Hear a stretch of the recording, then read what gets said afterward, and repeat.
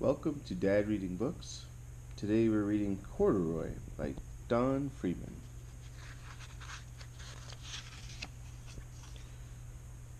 Corduroy is a bear who once lived in the toy department of a big store. Day after day he waited with all the other animals and dolls for somebody to come along and take him home. The store was always filled with shoppers buying all sorts of things, but no one ever seemed to want a small bear in green overalls. Then one morning a little girl stopped and looked straight into Corduroy's bright eyes. "Oh, Mommy," she said, "look! There's the very bear I've always wanted." "Not today, dear," her mother sighed. "I've spent too much already. Besides, he doesn't look new. He's lost the button to one of his shoulder straps."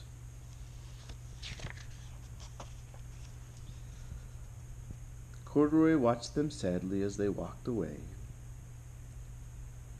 "I didn't know I'd lost a button," he said to himself.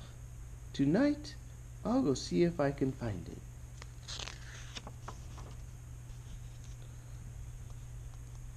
Late that evening, when all the other shoppers had gone and the doors were shut and locked, Corduroy climbed carefully down from his shelf and began searching everywhere on the floor for his lost button.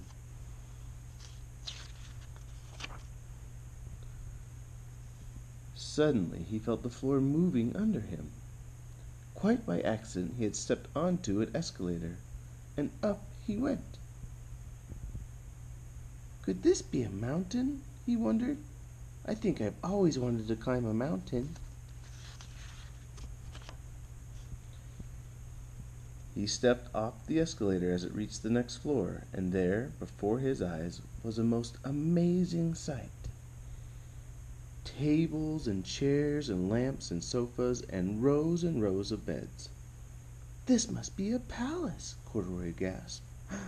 "I guess I've always wanted to live in a palace."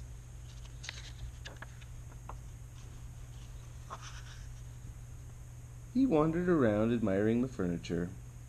"This must be a bed," he said. "I have always wanted to sleep in a bed." And up he crawled onto a large, thick mattress. All at once he saw something small and round. "Why, here's my button!" he cried, and he tried to pick it up. But, like all the other buttons on the mattress, it was tied down tight. He yanked and pulled with both paws until pop! Off came the button, and off the mattress Corduroy toppled. Bang! Into a tall floor lamp. Over it fell with a crash. So loud, huh? Even Corduroy's covering his ears. Corduroy didn't know it, but there was someone else awake in the store. The night watchman was going his rounds on the floor above. When he heard the crash, he came dashing down the escalator. "Now, who in the world did that?" he exclaimed. "Somebody must be hiding around here."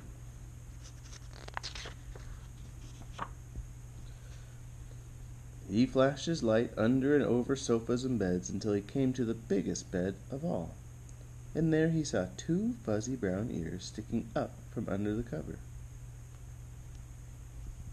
"Hello," he said. "How did you get upstairs?"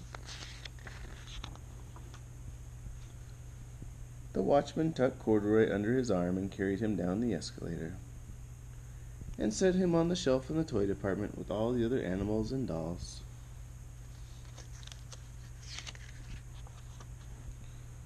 Corduroy was just waking up when the first customers came into the store in the morning, and there, looking at him with a wide, warm smile, was the same little girl he'd seen only the day before. "I'm Lisa," she said, "and you're going to be my very own bear. Last night I counted what I saved in my piggy bank, and my mother said I could bring you home." "Shall I put him in a box for you?" the saleslady asked. "Oh, no, thank you," Lisa answered, and she carried Corduroy home in her arms. She ran all the way up 4 flights of stairs, into her family's apartment, and straight to her own room. Corduroy blinked. There was a chair and a chest of drawers, and along a girl-sized bed stood a little bed just the right size for him. The room was small, nothing like that enormous palace in the department store. "This must be a home," he said. "I know I've always wanted a home." Lisa sat down with Corduroy on her lap and began to sew a button on his overalls. "I like you the way you are," she said, "but you'll be more comfortable with your shoulder strap fastened."